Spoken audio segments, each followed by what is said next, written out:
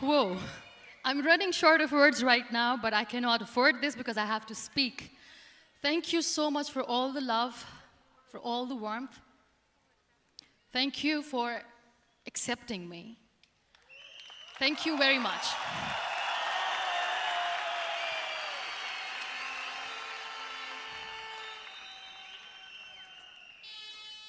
Well, I always start my talk with a disclaimer.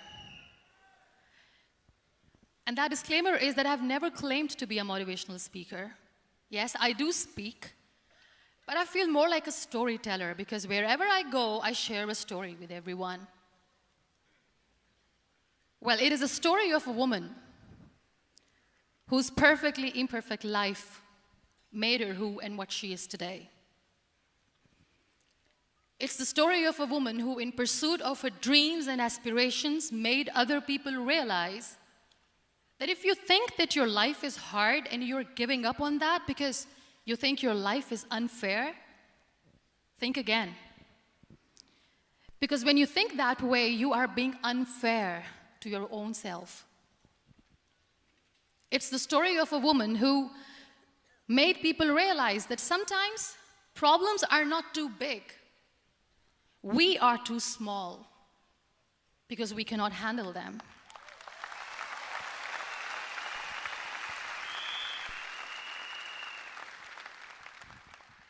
It is the story of a woman who with time realized that real happiness doesn't lie in success, money, fame. It lies within. Real happiness lies in gratitude. So I am here, and I'm going to share the story of that woman. That is my story. The story of gratitude.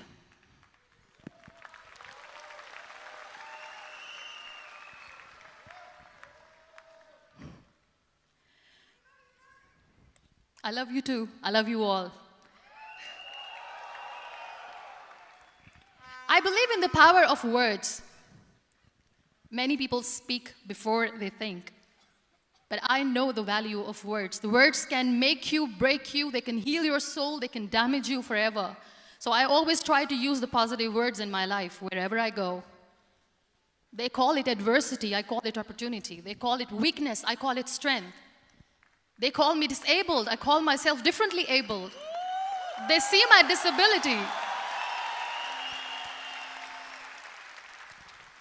They see my disability, I see my ability. There are some incidents that happen in your life, and those incidents are so strong that they change your DNA. Those incidents or accidents are so strong that they break you physically. They deform your body, but they transform your soul.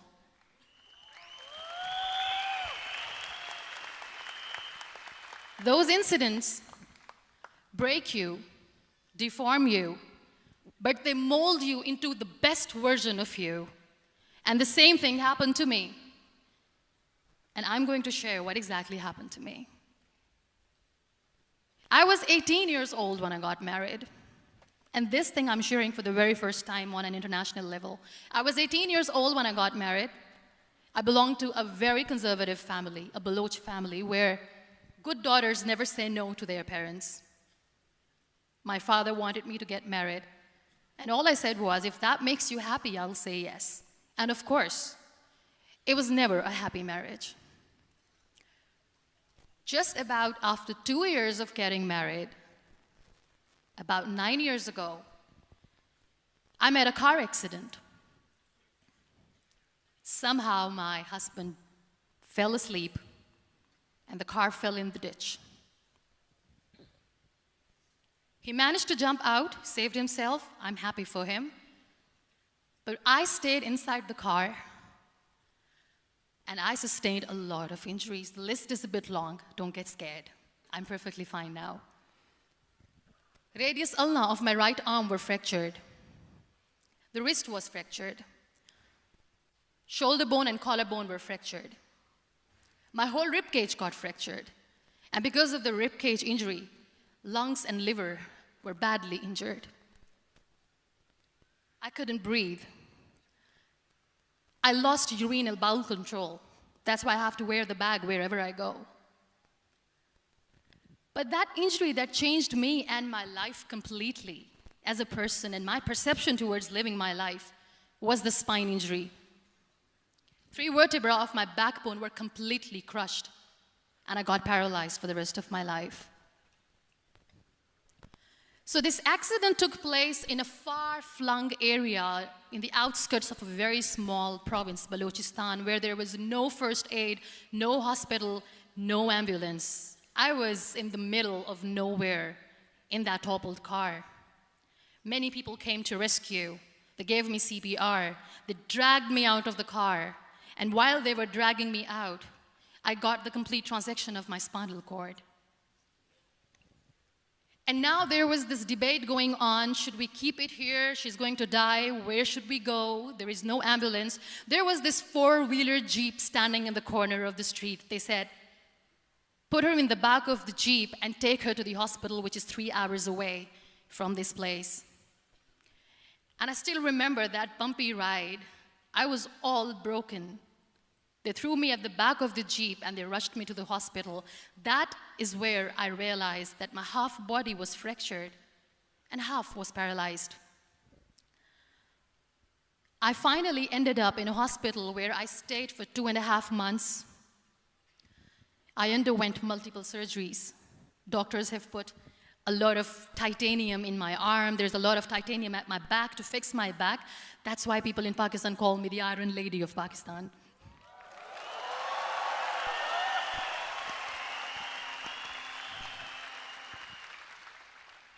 Sometimes I wonder how easy it is for me to describe all this all over again.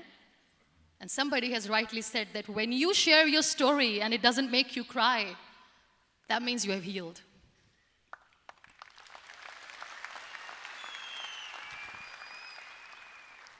Those 2.5 months in the hospital were dreadful.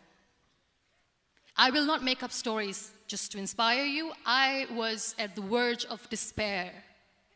One day, doctor came to me and he said, well, I heard that you wanted to be an artist, but you ended up being a housewife. I have a bad news for you. You won't be able to paint again because your wrist and your arm are so deformed, you won't be able to hold a pen again. And I stayed quiet. Next day, doctor came to me and said, your spine injury is so bad, you won't be able to walk again.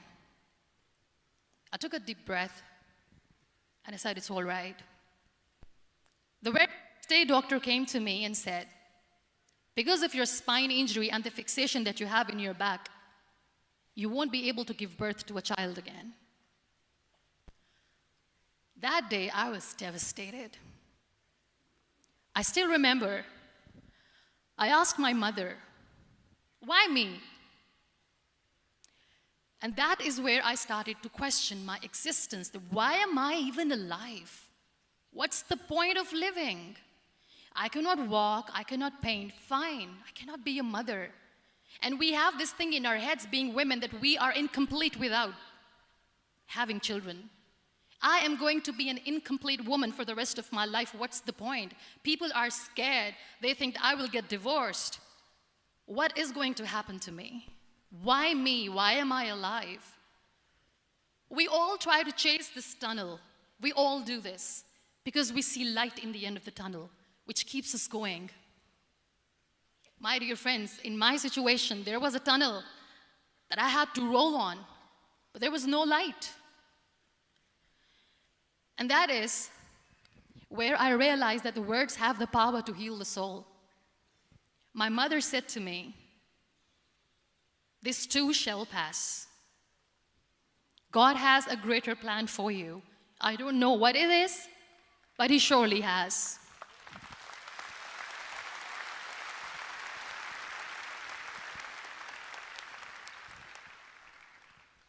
And in all that distress and grief, somehow or the other, those words were so magical that they kept me going. I was trying to put that smile on my face all the time, was hiding. It was so hard to hide the pain, which was there. But all I knew was that if I will give up, my mother and my brothers will give up too. I cannot see them crying with me. So what kept me going was, one day I asked my brothers, I know I have a deformed hand, but I'm tired of looking at these white walls in the hospital and wearing these white scrubs. I'm getting tired of this. I want to add more colors to my life. I want to do something. Bring me some colors. Bring me some small canvas. I want to paint. So the very first painting I made was on my deathbed, where I painted for the very first time. It was not just an art piece or just my passion. It was my therapy. What an amazing therapy it was. Without uttering a single word, I could paint my heart out. I could share my story.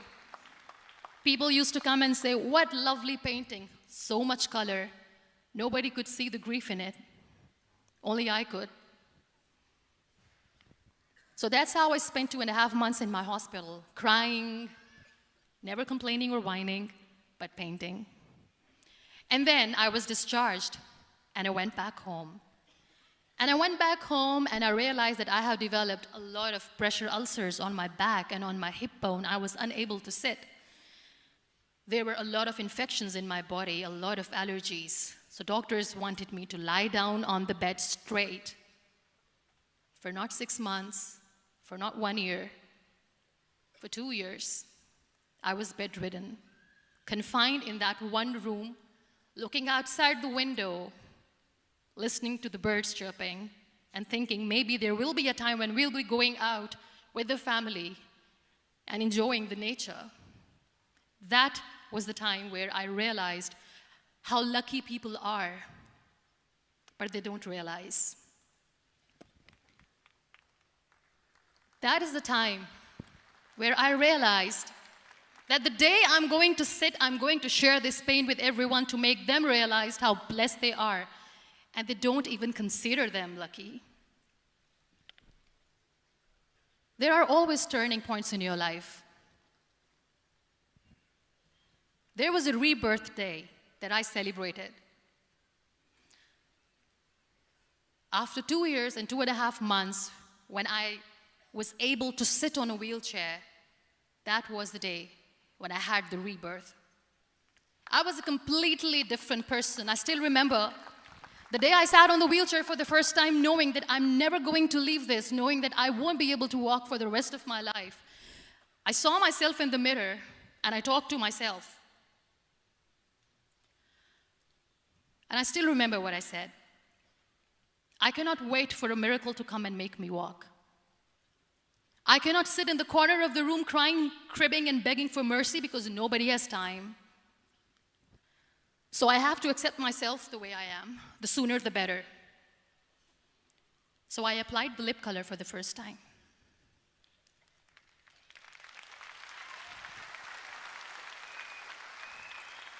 And I erased it. And I cried. And I said, what am I doing? A person on a wheelchair should not do this. What will people say? Clean it up. Put it again. This time I put it for myself, because I wanted to feel perfect from within.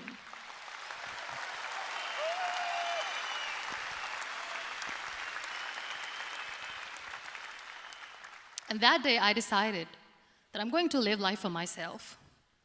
I am not going to be that perfect person for someone. I am just going to take this moment and I will make it perfect for myself.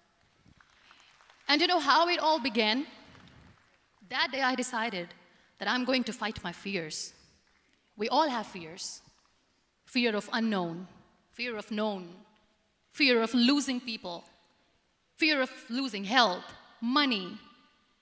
We want to excel in career, we want to become famous, we want to get money. We are scared all the time. So I wrote down one by one all those fears, and I decided that I'm going to overcome these fears one at a time. You know what was my biggest fear? Divorce. I couldn't stand this word. I was trying to cling on to this person who didn't want me anymore, but I said no. I have to make it work. But the day I decided that this is nothing but my fear, I liberated myself by setting him free. And I made myself emotionally so strong that the day I got the news that he's getting married, I sent him a text that I'm so happy for you and I wish you all the best. And he knows that I pray for him today.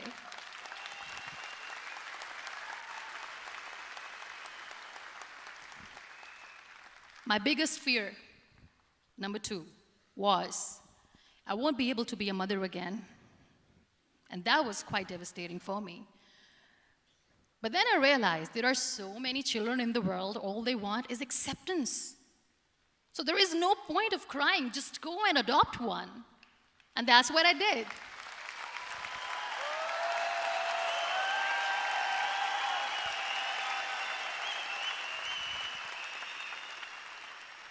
I gave my name in different organizations, different orphanages. I didn't mention that I'm on a wheelchair, dying to have a child. So I just told them that this is Muniba Mizari and she wants to adopt a boy or girl, whatsoever, but I want to adopt a kid. And I waited patiently. 2 years later, I got this call from a very small city in Pakistan. I got a call and they said, "Are you Muniba Mizari? There is a baby boy and would you like to adopt?" And when I say yes, I could literally feel the labor pain. I said, yes, yes, I am going to adopt him. I am coming to take him home.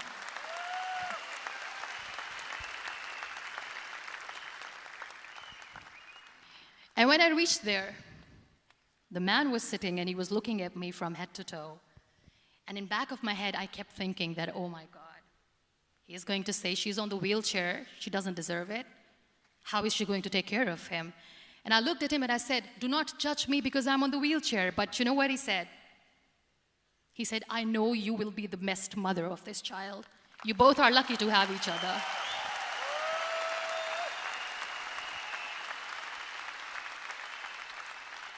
And that day, I was 2 days old, and today he's 6.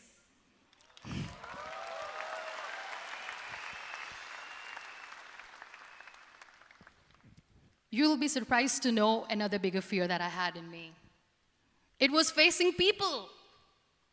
I used to hide myself from people. When I was on bed for 2 years, I used to keep the door closed. I used to pretend that I'm not going to meet anyone, tell them that I'm sleeping. You know why? Because I couldn't stand that sympathy that they had for me. They used to treat me like a patient. When I used to smile, they used to look at me and say that, "You're smiling, are you okay?" I was tired of this question being asked, "Are you sick?"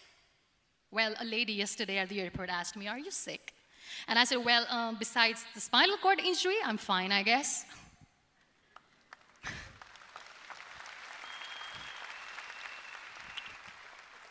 But those are really cute questions. They never used to feel cute when I was on the bed. So I used to hide myself from people, knowing that, oh my God, I'm not going to see that sympathy in their eyes. It's all right. And today I'm here speaking to all these amazing people because I have overcome the fear.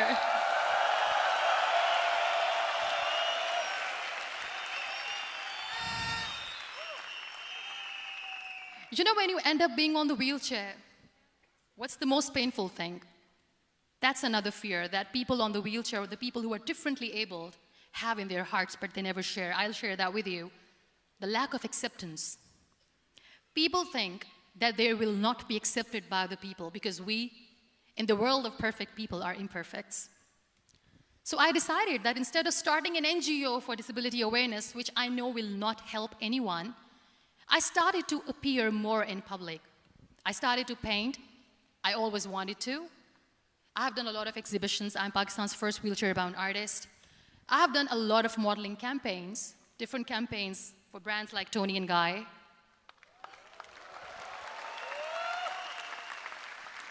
I have done some really funny, breaking the barriers kind of modeling. There was this one by the name Clown Town where I became a clown because I know that clowns have hearts too. And then I also decided that if I really want to make the difference, I am not going to let people use me for their polio campaigns where they will make you a victim and an emblem of misery and mercy and will say that, you know what, give polio drops to your children or they'll become like this girl. I decided that I'm going to join the national TV of Pakistan as an anchor person. And I've been doing a lot of shows for the last 3 years.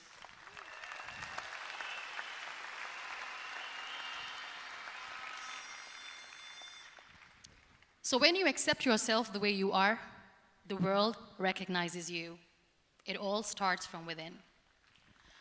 Thank you. I became the National Goodwill Ambassador for UN Women Pakistan, and now I speak for the rights of women, children. We talk about inclusion, diversity, gender equality, which is a must.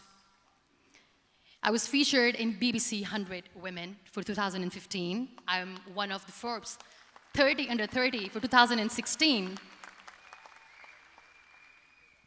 And it all didn't happen alone. You all are thriving in your careers. You have bigger dreams and aspirations in life. Always remember one thing.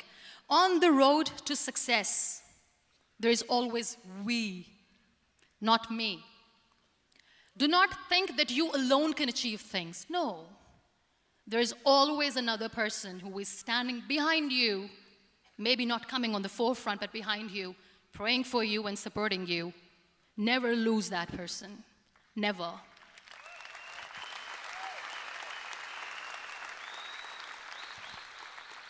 No matter how much I say that I couldn't find a hero, so I became one, I still want to recognize those 3 people in my life who literally changed my life completely, and I get inspiration from them every single day.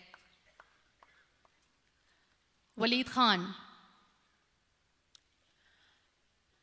Many people know about the terrorist attacks in Pakistan.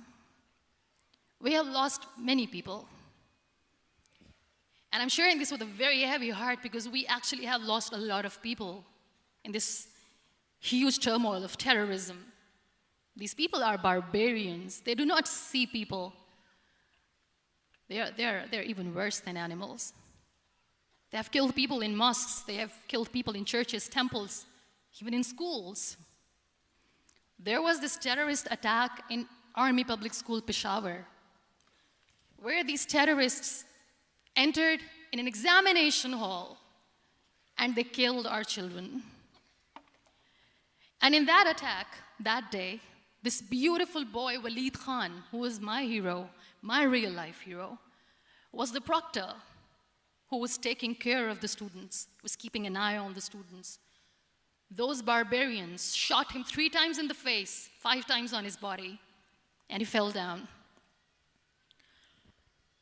I was asked to give a talk in the school after a week of that terrorist attack. With a very heavy heart, I went there and I spoke. We sang a few national songs. I thought that maybe I've done my part, but deep inside, it was killing me. I could see children injured. I could see children sitting on the wheelchairs, looking at me, wondering, what next? What was our fault? Just because we were here to give examination, we have been shot. So many people, so many children lost their friends. Their classrooms were empty. The next day they went to the classroom. So this kid, Waleed Khan, I was asked that he is in a hospital right now, and you have to go and see him and motivate him and tell him that it's going to be okay. And when I saw Waleed Khan coming on the wheelchair for the first time in front of me, face was all deformed. His leg was fractured, his arm was fractured. He couldn't talk, he lost his teeth. He cannot sneeze, he cannot smell. He cannot eat. And I kept thinking, what should I say? That everything is going to be all right? No, nothing is all right. And while I was juggling with the words, what to say, what not to say, this beautiful child, Waleed Khan, came to me and he said, "Are you Muniba Mizari?" I said, "Yes." He said, "Baji, let's take a selfie."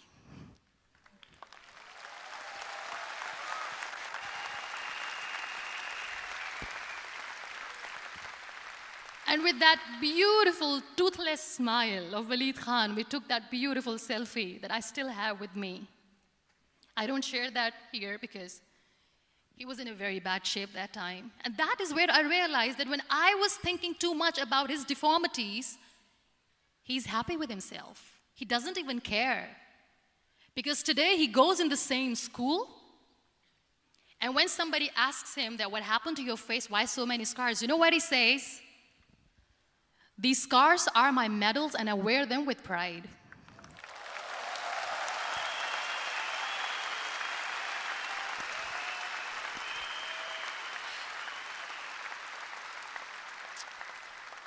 And how beautifully he says the terrorists wanted me not to study. I am going to study. I will become a doctor one day.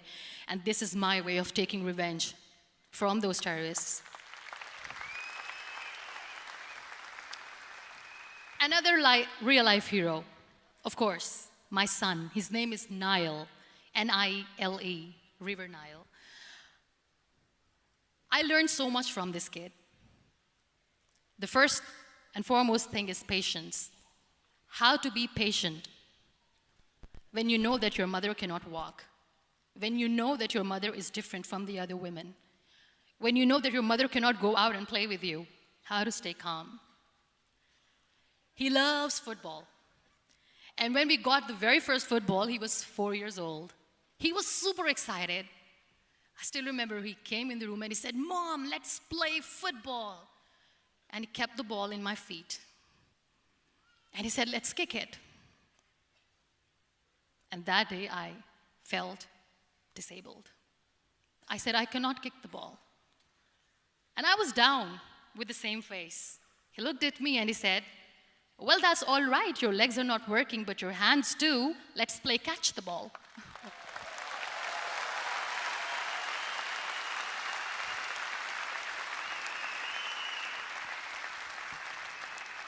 You know what? That day he made me realize that when you think your glass is half empty, come on, your glass is half full. It's all in here and here. Last but not least, the woman who made me realize that heroes have no gender.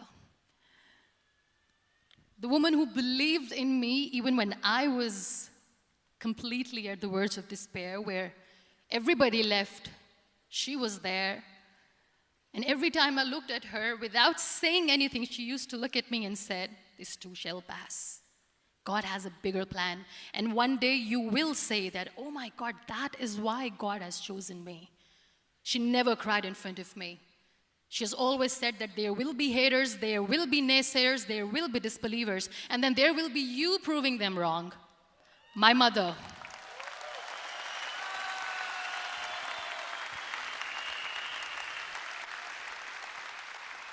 Whatever I am today, I'm nothing without her. I'm nothing without her. Thank you, Mama. I wish you were here. Thank you for making me who I am today.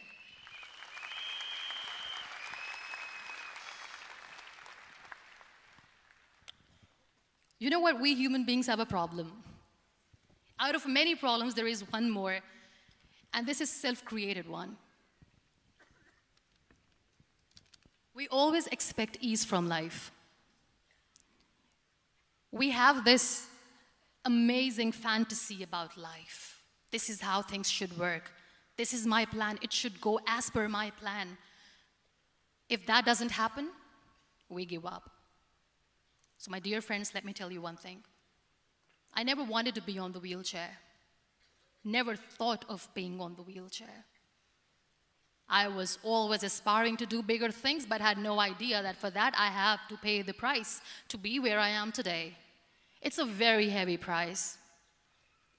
This life is a test and a trial, and tests are trials are never supposed to be easy. So when you are expecting ease from life, and life gives you lemons, then you make the lemonade, and then do not blame life for that, because you were expecting ease from a trial. Trials make you a stronger, better person. Life is a trial, and with time you realize that.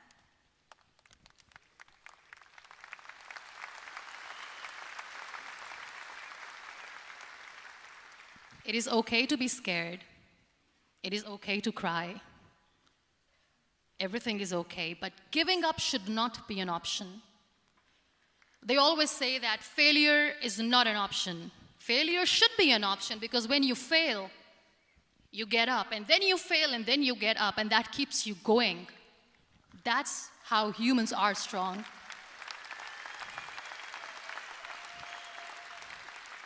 Failure is an option, should be an option, but giving up is not. Never. We have this thing in minds. We call it perfection. We want everything perfect. We want ourselves to be perfect. There is this image in our head about everything. Perfect life, perfect relationships, perfect career, perfect amount of money that we need to earn no matter what. Nothing is perfect in this world. We all are perfectly imperfect, and that is perfectly all right. That's all right. We were sent here not to become the perfect people. Those people who tell you how to look perfect, even those people are imperfect. Trying to fight this fear of looking imperfect. I used to be perfect. I still remember. I got this compliment years ago when I used to walk. Oh my God, look at you. You're fair, you're tall, you're perfect. Look at me now. You're still perfect. Only the perfect eyes can see that. Only the perfect eyes will see that. Only the perfect eyes will see that. So yes, in all those imperfections, you have to listen to your heart. You don't have to look good for people. You don't have to be perfect just because other people want you to be perfect. If your soul is perfect from within, that's all right. This is all what you want. This is all what you need to be. Our society has made very weird kind of norms to look perfect and great. For men, it's different. For women, it's different. We think too much about what people say. We listen to ourselves too little. You know what makes you perfect? When you make someone smile. You know what makes you perfect?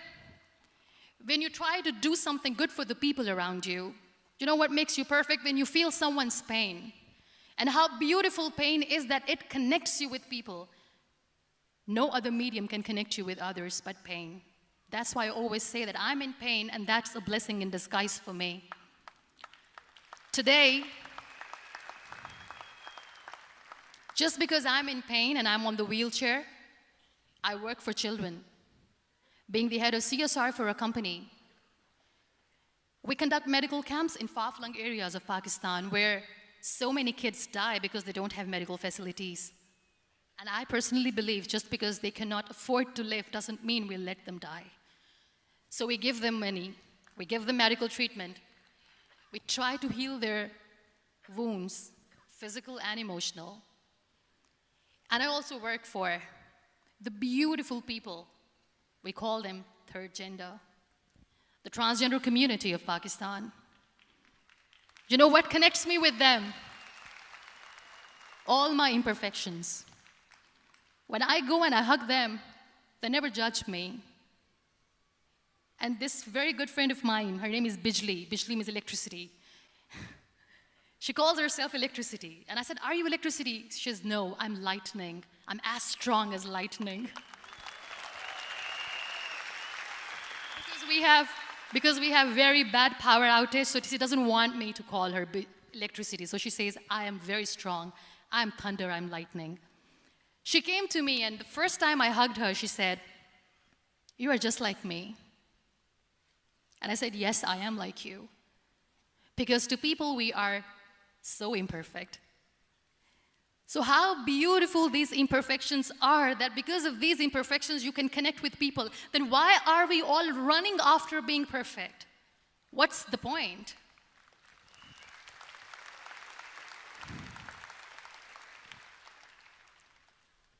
Every time I go in public, I always smile. It's always a big toothy smile on my face, and people ask me, don't you get tired of smiling all the time? What's the secret? I always say one thing, that I have stopped worrying about the things that I have lost, the people that I have lost. Things and people who were meant to be with me are with me. And sometimes, somebody's absence makes you a better person. Cherish their absence. It's always a blessing in disguise. I always say that people are so lucky they don't even realize. You must be thinking, okay, you're lucky in what sense? Well, the breath that you just took was a blessing. Embrace it.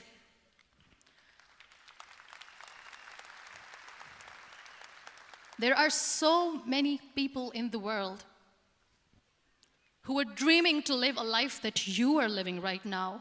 You have no idea. Embrace each and every breath that you are taking. Celebrate your life. Live it. Don't die before your death. We all die.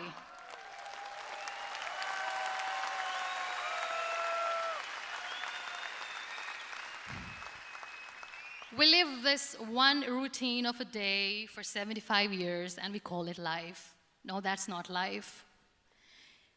If you're still thinking why you have been sent here, if you're still juggling with the concept of why you are here, you haven't lived yet. You work hard, you make money, you do it for yourself.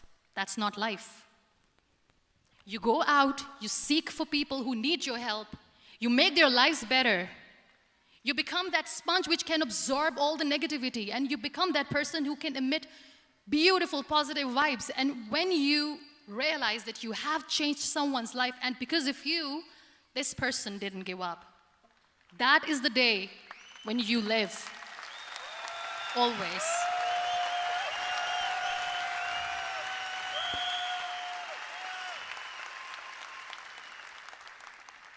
We were talking about gratitude, why I smile all the time. I cry all night when nobody sees me, because I'm a human and I have to keep the balance. And I smile all day because I know that if I will smile, I can make people smile. That keeps me going.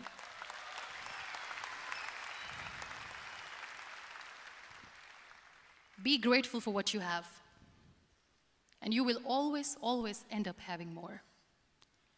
But if you'll cry and if you'll crib for the little things that you don't have or the things that you have lost, you will never ever have enough.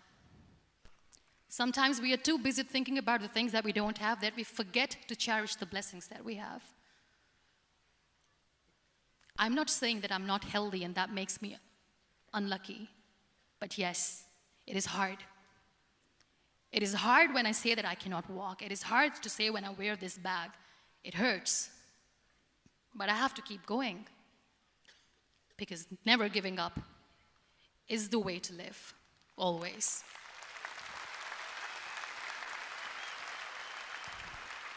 So I'll end my talk on a very short note. Live your life fully.